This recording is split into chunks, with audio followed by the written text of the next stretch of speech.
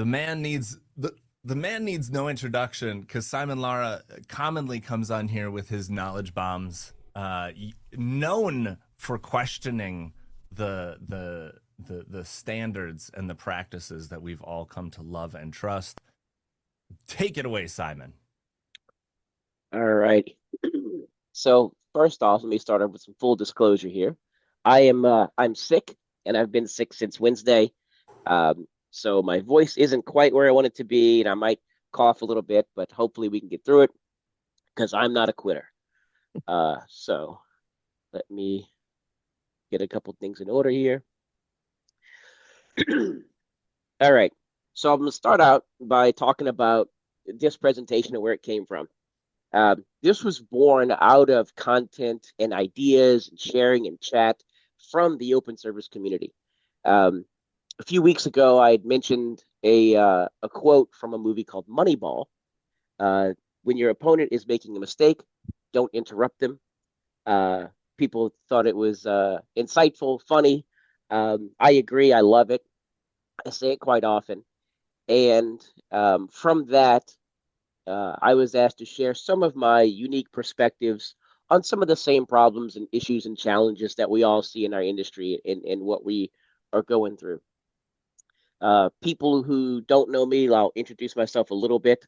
I don't want to spend too much time talking about me, but just so you understand where I'm coming from. I've been in technology for, I don't know, 20 something, maybe 30-ish years now.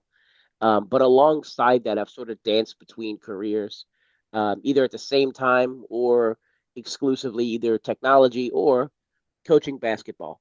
I've been coaching basketball for, I counted the last time, it was 27 seasons I've coached basketball. My um, I started taking it serious after Hurricane Katrina. So I grew up in New Orleans, Louisiana. And after Katrina hit, I was homeless. Didn't have any place to go, place to do, nothing, no job, no anything. Ended up in Hattiesburg, Mississippi. And prior to that, I was in technology, and there were no technology jobs available in Hattiesburg, Mississippi. No knock on them, but it's not the tech hub of the world. But they did have the University of Southern Mississippi there, and I could afford to live in a dorm because student housing was cheaper than any other housing. And I was able to get a scholarship for academic prowess. So I went there, and instead of finishing my degree in computer information systems, I got it in coaching and sports psychology. So I bring quite a bit of coaching and sports psychology perspective and experience into leading technology teams. And currently, I am a CIO. I run an entire technology team and department. But I was born on the service desk. My very first job was level one entry level service desk and stayed in that world the whole way through from a technology standpoint. So we'll go ahead and get started. Um, People who know me also know that I'm hyper competitive. I compete with everybody. Unless you're on my team, if you're on my team, I'm not competing with you. But if you're on my team, we are competing.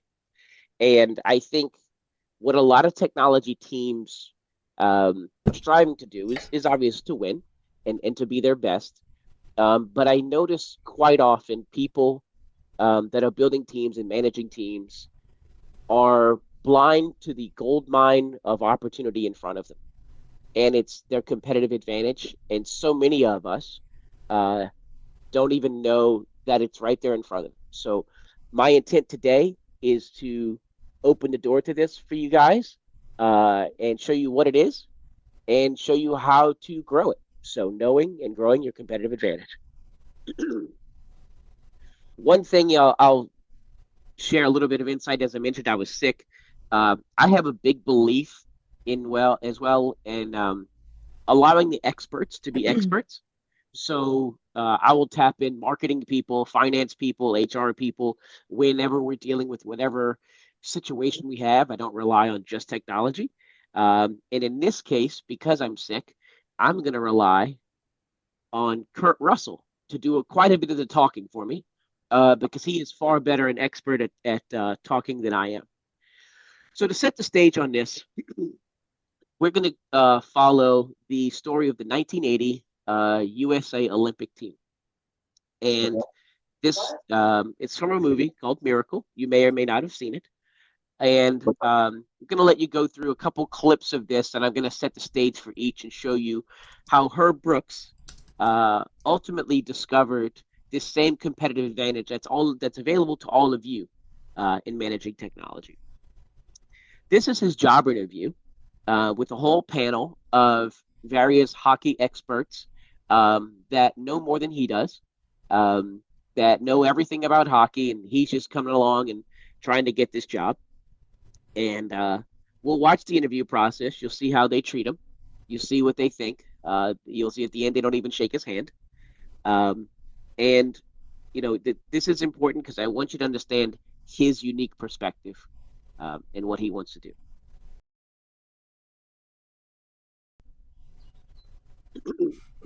So, as you could see, if you look at what he said um, in that interview, You want to say hi? let me stop this. As he wanted to change the system and how they played, he said the system relied mostly on team chemistry, and that is our advantage. He also mentioned all-star teams and why they fail. Well, all of you guys that are either on a team, manage a team, participate in a team, and so on, chances are you don't have the most talented team in the country doing what you're doing.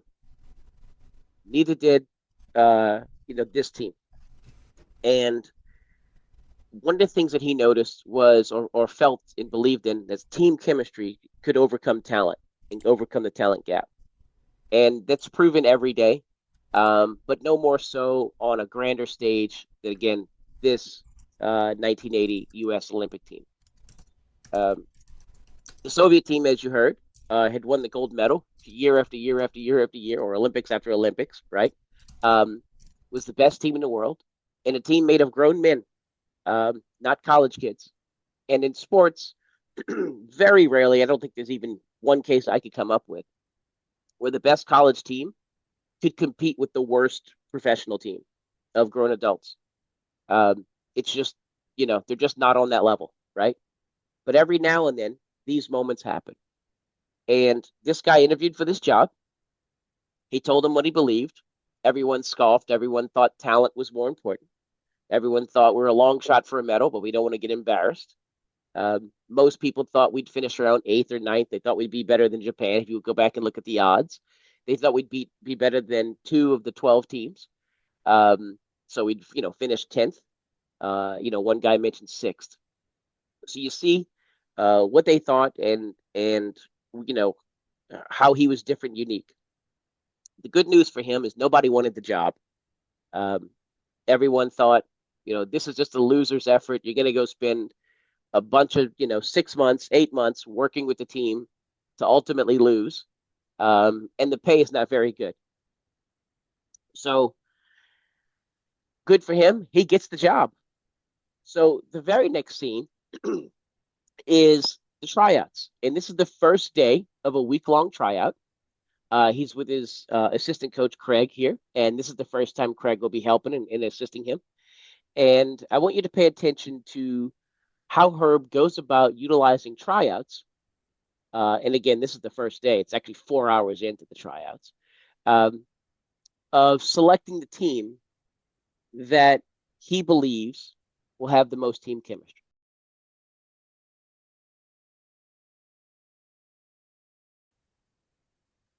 And that's the most important quote of this entire movie, in my opinion.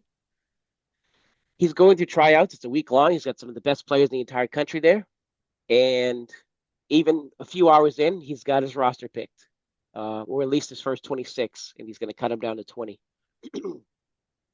And as you might expect, not only his assistant coach, but various others were shocked, including some of the players.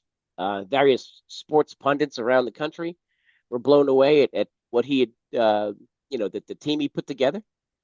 And he says, they mentioned that you're missing some of the best players. And he says, I'm not looking for the best players. I'm looking for the right ones. Now, again, this goes back to the idea of team chemistry and what it means to be a team. And as Herb is building this team, and they're going through the grueling preseason of the Olympics, which is about 6 months. He puts his team through really tough obstacles. They play, again, a much more competitive schedule. He practices them harder than they've ever practiced before. There's even a famous scene in this, which we're not going to see, where they play a game against it's an exhibition game, um, and they don't do very well. He thinks they're not working hard enough during the game. So after the game, he says we're going to go do what they call herbies, which is basically skating up and down the ice from one line to the next and back and so on. And he does this for the next few hours. The arena clears.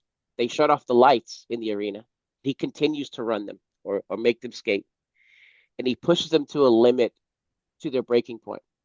And what ultimately happens is they come together as a team because they're all at the same level. They all start to care about each other and care about the real mission, the real goal. And it's one of those inspirational scenes you'll see from the movie. Again, we're not going to cover it today. But the point is, he builds and fosters an environment of team chemistry through this. And I'm going to show you guys some tricks on how to do it with your team and technology. So, no, you don't have to put your team on the ice or make them run laps to do this. We have some really cool and interesting ways we can do it from the comfort of your office or the comfort of your home. But again, this is hockey, which is a tough and brutal sport. And so he pushes them through that. However, even Herb Brooks starts to hear so much of the noise that he doesn't have all the talent on the team. And as the team is winding down, he's got 21 players left. So he's already cut five. He's got 21 players left. And a few weeks before, he brings one of the players, Timmy Har, who played for him at the University of Minnesota and just won a national championship with him, to join the team. And he brings them in late, about 2 to 3 weeks before the final cut. And he's really talented. In fact, he's probably more talented than most of the other players. And he's got a relationship with Herb because he's played for him for the last few years. And so Herb brings him in, and he's competing for a spot on the Olympic team. He's doing really well in practice, but a couple of his players don't necessarily see that it's fair. Herb doesn't care about fair. He cares about winning. But I'll let you watch this clip and see what happens.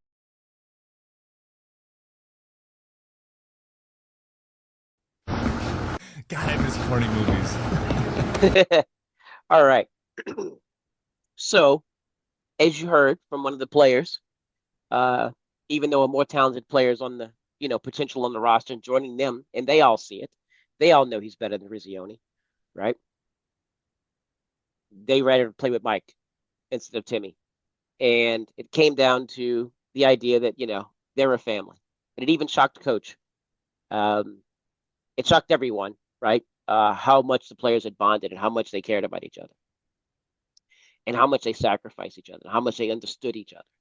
And again, just to top this off, we'll go ahead and watch the last minute of what ultimately happened.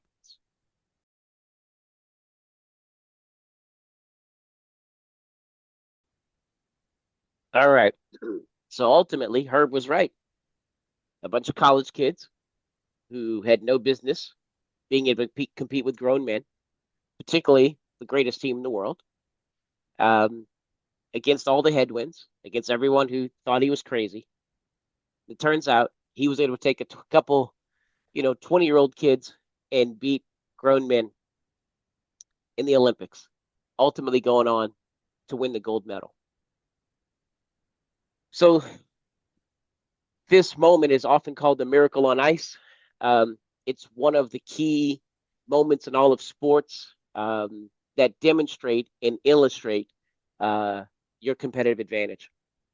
Your competitive advantage, we hear all the time. You can hear it. It's all over LinkedIn and everything else. It's your people, your people, your people. We hear it all the time. Well, the Soviets had people, really, really good people, right? All the other teams had good people. And I think when people say, your competitive advantage is your people, there is something to that, but they're missing out on a huge piece.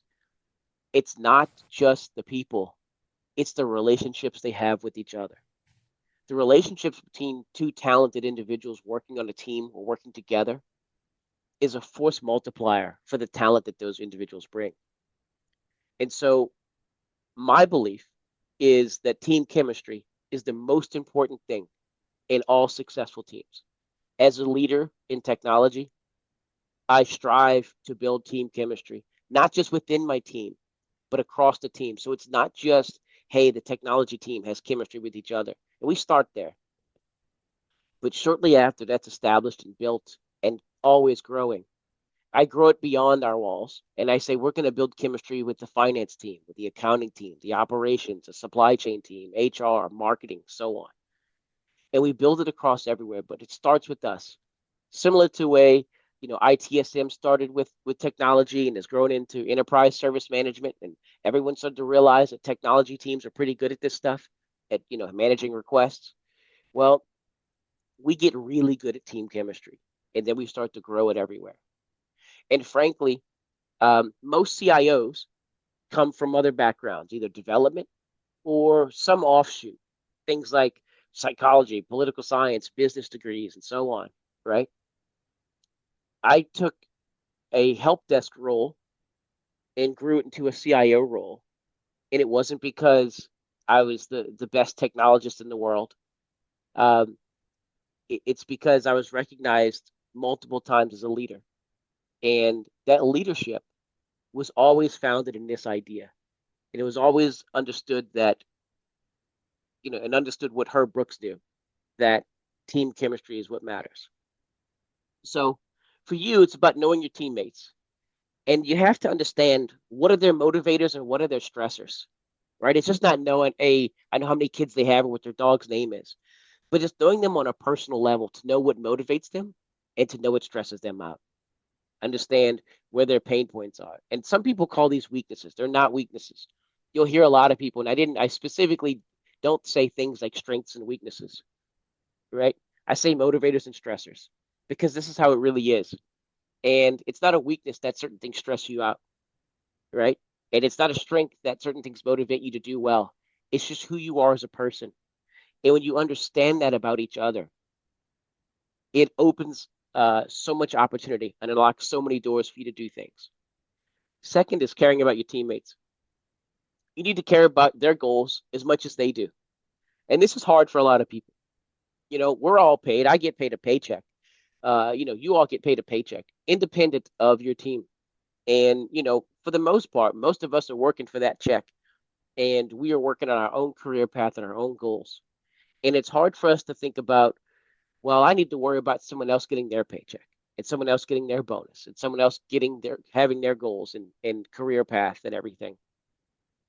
And it's hard to do because we've been so built on individual competitiveness, individual responsibility, and so on. And this is a very difficult thing to do, but again, this is a big part of it. And lastly, sacrifice. It's not one we talk about a lot. Um, it's one that goes unmeasured quite often. And you ask someone to sacrifice, and a lot of people will give you pause there. They'll say, "Well, sacrifice for what?" And everyone thinks at the time that they're doing it or being asked to do it, if it wasn't their idea, that it's unfair. And so you have to be careful about this in crafting the situation and the environment. But in most cases, if this is done right and you understand your motivators and stressors and you care about your teammates and they care about you, when you do sacrifice and you give up something, you're going to gain so much more. All of these guys, all of us, we sacrifice, we work an extra hour here and there, we do this, we go above and beyond, right? And those are the kind of things it takes to win. And when you go above and beyond and others are going above and beyond for you, it no longer feels like above and beyond. It no longer feels like a sacrifice. It feels like you're part of the team and that you guys are working towards a common goal. So this is the slide again about knowing your competitive advantage. Now let's actually talk about growing it. So how do you guys do it? How do we do it in technology? We don't have ice. We're not athletes. There's no gold medal at the end of this, right? How do we do it? I'll share with you another story that happened to be my life. When I was coaching basketball, I had a pretty good team, really good actually, a lot of talent, um, good group of kids, highly competitive. But in some of our games, if the game got close at the end, we ended up losing those games. And we had talent, but the kids started to play sort of for themselves. Some of the more talented kids tried to take the game over by themselves, carry the team, shoot more shots. It started to force the issue. And I needed them to work more as a team in those crunch time situations. In a random scrimmage one day, I came up with this crazy idea, and it just kind of came out of nowhere. But I took index cards and I wrote on them various little goals: 5 assists, 3 rebounds, 2 charges, 6 points, and so on. Each card had its own distinct goal. And I put the kids in the scrimmage. This is our Wednesday scrimmage practices.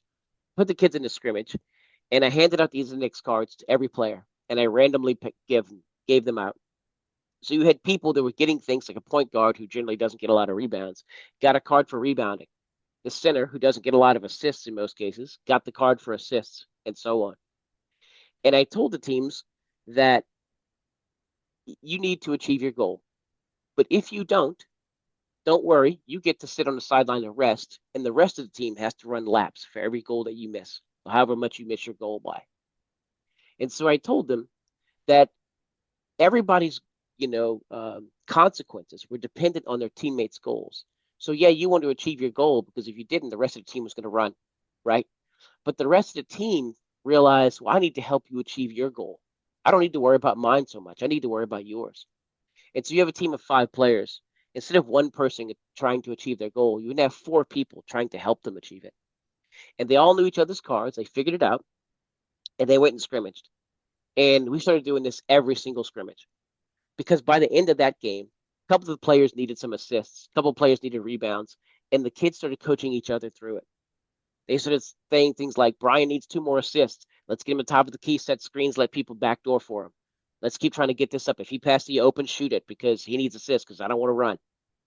And things like, okay, point guard's got to get rebounds. So they were showing him how to box out. They were telling him how to crash. They were going to get back on defense so he can go get offensive rebounds. So they were rotating in spots they wouldn't normally rotate to. And they started to work with each other and understood each other's, which again, you might say strengths or weaknesses, but what they're good at and what they're not as good at, and how to help them get through other barriers and levels of their own play. And they started to understand so much more about each other. And they understood that everyone was helping them and they were helping each other. And in certain games, it would come down to these crunch time moments. And I'd remind them of these days. And we'd even put little goals inside the game. You got to go get an assist. You got to go get a rebound. You got to go get this. Now, I usually framed it a little more closer to their role.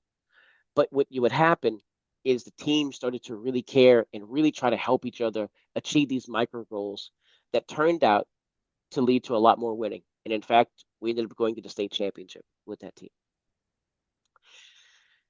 How do we do it in technology? Well, first off, knowing your stressors and your motivators is really big. It's vital to understanding who people are. It's one of the things Herb Brooks did with his team.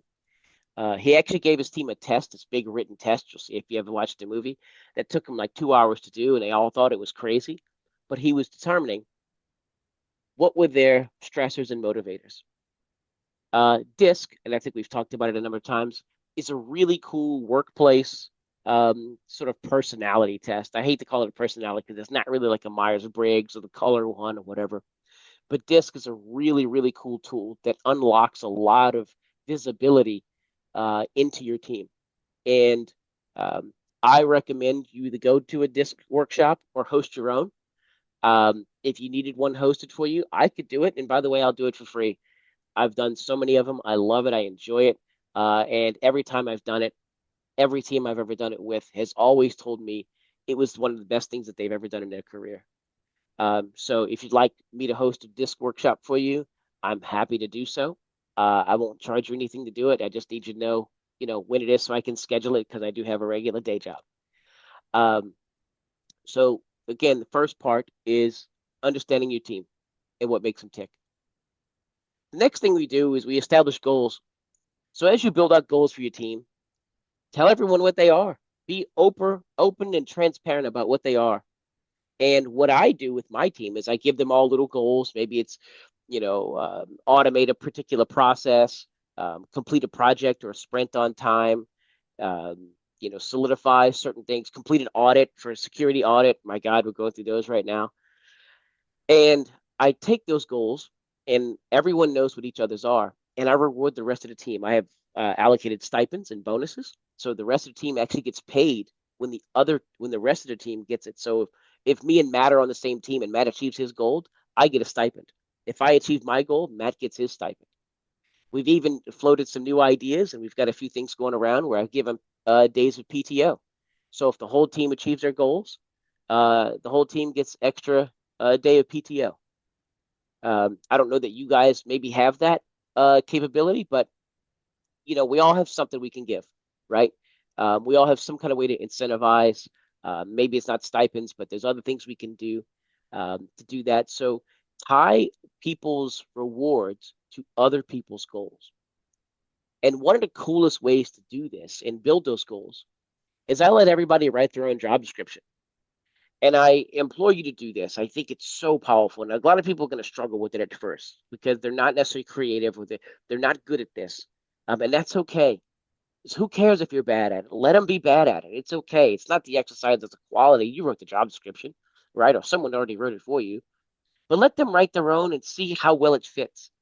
And what's interesting about this is you're going to find out people do so much more than you thought they did. They're going to write down all these little things that they manage and administer and systems. I know when I let my team do it, one of my guys, oh, I administered the system. I was like, I don't even know what that is. And I'm a CIO. How do I not know what this system is? Right? It's like, oh, when we bought this company, we merged with this company and bought this company. They had this system that it just popped up on their radar and they took over and started administering it. I didn't even know about it. And I was like, well, that's cool. One, it's fun to put in a job description. Two, I better put it in the stack list and run it through our security audits and everything else. But the point is you'll learn so much more about what people do and what they care about and what they prioritize and how they think. And then to build their goals, what I do is I let them write their next job description. Well, what do you want to be next year? What what do you want to grow into? Right? So you're a level 3 service desk person now, right? Or whatever you want to call it. Well, you want to be an administrator, you want to be in cybersecurity, you want to be in leadership and management, right? What do you want your job to be? And I let them write that. And that informs a lot of those goals we talked about because it's the things that they care about. And obviously, if they're doing things that help them promote themselves, they're also helping the company by delivering more value, right? By enriching themselves, thereby enriching the team. And when others start to help you achieve not only your, quarterly goals, but achieve your career goals, it really takes off.